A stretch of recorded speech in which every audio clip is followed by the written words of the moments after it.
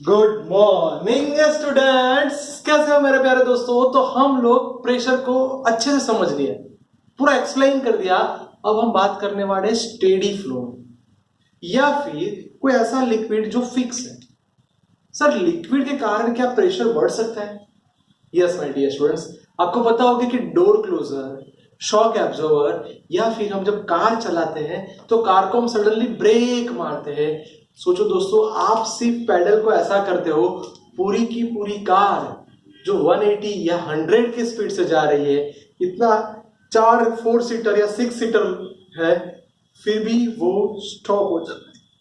बहुत कम प्रेशर में वो स्टॉप हो जाती है। ऐसा क्यों? तो उसका रीजन है दोस्तों आज का लेक्चर। यानी आज मैंने आपको ब्रेक कैसे काम करती है उसका मैं कंसेप्ट क्लियर करवाने वाला हूं। दोस्तों, पहली बात, आपने सुना होगा कि हमने ब्रेक ऑयल चेंज कर दिया। इसका मतलब यह हो कि उसके अंदर लिक्विड होगा। दोस्तों, आप जब ब्रेक मारते हो तो आप अपना पाँव यहां पे रख रहे हो। दोस्तों, यहां पे जैसे आप प्रेस करोगे, इसका मतलब क्या हुआ, आप पैडल को प्रेस करोगे। प्रेस करोगे तो पैडल नीचे आएगा। पैडल नीचे आएगा, इसका मतलब पिस्टन, ये जो आपका पिस्टन है वो पिस्टन कहाँ जाएगा? अंदर जाएगा। पिस्टन अंदर जाएगा, ये लिक्विड को धक्का मारेगा, तो ये वाला लिक्विड कहाँ आएगा? नीचे आ जाएगा। इसके कारण ये जो बड़ा पिस्टन है जिसे हम बोलते हैं मास्टर पिस्टन, क्या बोलते दोस्तों? मास्टर पिस्टन, वो नीचे आएगा। ध्यान से समझना, ये मास्टर पिस्टन दोस्तों नीचे आया, यानी ये जो स्प्रिंग है वो नीचे आएगी तो स्प्रिंग खुलेगी। इसका मतलब आपकी स्प्रिंग लंबी हुई। स्प्रिंग लंबी हुई, वो प्रेशराइज कर दी रेड मार्कर को। देख सकते हो दोस्तों, ये रेड मार्कर, रेड मार्कर का मतलब क्या है? वो है दोस्तों आपके ब्रेकिंग शू। ये रेड मार्कर जो आपकी व्हील की रिम है उसको स्टॉप कर देगी। किसको स्टॉप कर देगी दोस्तों? व्हील की रिम को। यानी आपकी कार स्टॉप हो गई। दोस्तों, बाइक में भी ऐसा ही पूरा यही कंसेप्ट आ रहा है। आप देखो, ध्यान से देखो, जैसे आपने पेडल को प्रेस किया, वो लिक्विड अंदर गया, वो वाला लिक्विड नीचे आया, स्प्रिंग खुली, वो टायर के दोनों साइड धक्का मारेगी, वो स्प्रिंग स्टॉप हो जाएगी। इसका मतलब ये जो ब्रेकिंग शू है वो रिम को पकड़ लेगी। कितना बढ़िया कंसेप्ट है। ये पूरा का पूरा पास्कल लॉ के हिसाब से काम करता है। सर, पास्कल लॉ ऐसा बोला था कि sir pressure remain constant. Yes sir, यही हो रहा है, प्रेशर कांस्टेंट हो रहा है। यहाँ पे देखो, एरिया का डिफरेंस है। आपने सिखाया था P is equal to F by A, F by A, 1 1 2 2। याद करो दोस्तों, यही कॉन्सेप्ट पे हमने यूज किया। छोटे से फोर्स के कारण हम यहाँ पे बड़ा फोर्स अप्लाई कर पाए, जिसके कारण हमारी पूरी कार स्टॉप हो पाई। सर, क्लियर हो गया, मस्त मजा आ गया, समझ में आ गया। अब दोस्तों, सबमरीन का एक एग्जाम्पल लेता हूँ। सबमरीन आप सब जानते हो पानी के बहुत नीचे नहीं होती, पानी के मिड में वो तरती रहती है। दोस्तों, यानी मैंने एक बॉक्स मिल गया जो पूरा का पूरा लिक्विड से भरा हुआ है। उसके अंदर मैंने दोस्तों एक सिलेंडर रख दिया। ये जो सिलेंडर है उसकी हाइट h, उसका एरिया a, दैट मीन्स आप समझ गए होंगे कि वॉल्यूम क्या हो जाएगा? AH। दोस्तों, जैसे मैंने इसको यहां पे रखा, इसका मतलब फर्स्ट होगा उसका वेट फोर्स। सर, ये जो वेट फोर्स होने वाला है वो तो डाउनवर्ड्स होगा, यानी W is equal to mg। m, याद करो, डेंसिटी का मतलब density rho is equal to mass by volume. So mass is equal to density into volume g. डेंसिटी को कुछ नहीं करेंगे, वॉल्यूम को सर आपने अभी प्रिपेयर करवाया, AHGW। प्लीज, ये जो वेट फोर्स है वो डाउनवर्ड जा रहा है, वो माइंड में रखना कि डाउनवर्ड यानी नीचे की ओर जा रहा है। सर, इसके ऊपर भी लिक्विड है, यानी ये वाली सरफेस पे जो प्रेशर बनेगा उसको मैं P1 बोल दूं, ये वाली सरफेस पे प्रेशर बनेगा उसको मैं P2 बोल दूं। अब मजा आएगी, बहुत ध्यान से देखना दोस्तों। यानी ऊपर वाली सरफेस उसका प्रेशर P1, तो सर आपने सिखाया फोर्स बाय एरिया। दोनों सिमेट्रिक है, इसलिए दोनों का एरिया कांस्टेंट है। इसका मतलब दोस्तों यहाँ पे मैं F1 को सब्जेक्ट बनाऊं, F1 is equal to P1A, क्योंकि लिक्विड ऑब्जेक्ट पे नीचे की ओर फोर्स लगाएगा, यानी ये डाउनवर्ड्स आने वाला है, दूसरा फोर्स डर हो गया। सर बिल्कुल वही मेथड से अगर मैं P2 को अप्लाई करूं, F2 by same time F2 is equal to P2A, यानी नीचे वाला जो लिक्विड होगा वो ऑब्जेक्ट को ऊपर की तरफ फेंकेगा। सर आपके पास तीन फोर्स आ गए, ये भी आपका इनडायरेक्टली फोर्स ही है, वेट फोर्स। आप ध्यान से देख सकते हो, अगर ये ऑब्जेक्ट स्टेबल है, स्टेडी है, या फिर स्टेशनरी है, तो स्टेशनरी इसका मतलब क्या हुआ कि जितने फोर्स ऊपर लग रहे हैं उतने फोर्स नीचे लगने चाहिए। ऊपर वाला फोर्स क्या है दोस्तों, F2, नीचे वाले फोर्स में इन दोनों का एडिशन करेंगे, यानी F1 प्लस W। F2 को सब्जेक्ट बनाओ दोस्तों, ये आया मेरा P2A, इसको सब्जेक्ट बनाओ दोस्तों, ये आया P1A, और W की जगह रो जी एच, यानी रो EHG। अब क्या कर सकते हैं दोस्तों, ध्यान से देखो, यहाँ पे हर जगह पे एरिया कट हो जाएगा। So P2 is equal to P1 plus rho GH। दोस्तों ये आपका बेहतरीन फॉर्मूला आ गया, इसका मतलब आप कोई भी न्यूमेरिकल को सॉल्व कर सकते हो यही फॉर्मूला से। अब मैं इसको बहुत ही बढ़िया तरीके से ले जाने वाला हूं, आपको ये समझाने वाला हूं। दोस्तों ये P2 का मतलब क्या था, जो नीचे से ऊपर लग रहा है, यानी इसको मैं नॉर्मली एब्सोल्यूट प्रेशर बोल दूंगा। क्या बोलूंगा, एब्सोल्यूट प्रेशर। P1 जो ऊपर की तरफ लगता है, अगर यहाँ पे पानी यहाँ पे ही है, यहाँ पे ऊपर पानी नहीं है, तो ये मेरा हो जाएगा PA। PA का मतलब आपको याद आया, एटमॉस्फेरिक प्रेशर।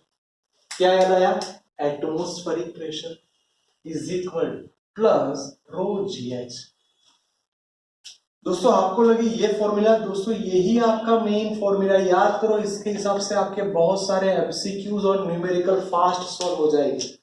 अगर कोई मेरा दोस्त इसको सामने ले जाए, so P minus PA is equal to rho GH, it's called, ध्यान से सुनना, गेज प्रेशर। क्या बोलेंगे दोस्तों उसको, गेज प्रेशर। अगर मैं गेज प्रेशर को P डैश सिंबल दे दूं, तो P dash is equal to rho GH। तो दोस्तों आप समझ गए होंगे, gauge pressure directly proportional to height. Repeat मेरे दोस्तों, gauge pressure directly proportional to height. Sir मजा आ गया, बहुत ही बढ़िया कंसेप्ट हमारे माइंड में, ये लिक्विड वाला हो गया। उसके साथ दोस्तों मेरे पास ये डिफरेंट शेप है, शेप अलग अलग है, और मैं यहां से पानी डाल रहा हूं, तो यहाँ पे क्या रेक्टेंगल पानी रहेगा।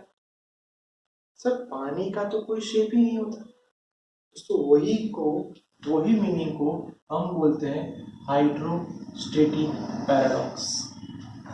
दोस्तों लिक्विड ऐसी चीज है कि आप जिसको जिस रूप में डालने वाले वो अपना रूप ले लेगा। अगर आपने उसको ग्लास में डाला है तो ग्लास वाला शेप आ जाएगा, आपने उसको सिलेंडर में डाला है तो सिलेंडर वाला शेप आ जाएगा, आपने उसको बड़े से डब्बे में डाला है तो डब्बा वाला शेप आ जाएगा। इसका मतलब pressure at any point in the liquid does not depend on the shape and area of the vessel, यानी जो भी वेसल में आप उसको डालोगे वो शेप पे डिपेंडेंट नहीं है, एरिया पे डिपेंडेंट नहीं। प्लीज दोस्तों लिक्विड की बहुत अच्छी खूबी है, इसके कारण आपको पता है कि आप पानी को आराम से पी सकते हो, पानी को ग्लास में डाल के भी पी सकते हो, आपको पता होगा। अगर वही आप आइस क्यूब को डालने चाहोगे तो आइस क्यूब वो सॉलिड ऑब्जेक्ट है, तो वो लिक्विड का स्वरूप नहीं ले सकता। सर क्लियर हो गया। सर इसका मतलब आपने जो बोला अभी ATM एटमॉस्फेरिक प्रेशर, उसकी वैल्यू 1.013 इंटू 10⁵ पास्कल, ये आपने हमें बोल दिया, पर क्या सर ये आप प्रूव कर सकते हो? यस माय डियर स्टूडेंट्स, उससे पहले सबसे पहले टॉरिसिली नाम के साइंटिस्ट ने ये प्रूव किया था। उन्होंने बोला कि बॉक्स ले लो जहां पे लिक्विड भर दो और उस पे एक ट्यूब रख दो जो पूरी की पूरी एचजी से भरी हुई हो। अब देखो क्या हो रहा है, आपने अभी तो फॉर्मूला बोल दिया P is equal to P A plus rho G H. दोस्तों मैं यहाँ पे दो पॉइंट, ए पॉइंट एंड ये पॉइंट दोनों की बात करूं, ये P है दोस्तों, ये तो लिक्विड के अंदर ही है, नहीं वो तो आएगा ही नहीं, सिर्फ रो जी एच आ जाएगा। और यहां पे दोस्तों वो एयर से कनेक्ट है, इसका मतलब वही उसका एटमॉस्फेरिक प्रेशर हो गया। तो अगर मैं हाइट को सब्जेक्ट बनाऊं, so P A upon rho G. So what is the value of P A? Sir P A का मतलब आपने बोला 1.013 इंटू 10⁵. डेंसिटी ऑफ मर्क्यूरी उसको मैं बोला 13.6 into 10⁵. Please remember that 13.6 into 10⁵ kg पर मीटर क्यूब। जी की वैल्यू दोस्तों 9.8।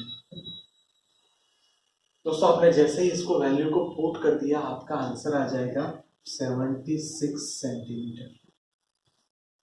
सच बोल दोस्तों, जब ये प्रैक्टिकल हुआ तो उनको हाइट मिली थी 76, समझना ये हाइट क्या मिली थी 76, उसके हिसाब से ये प्रेशर डिफाइन हुआ।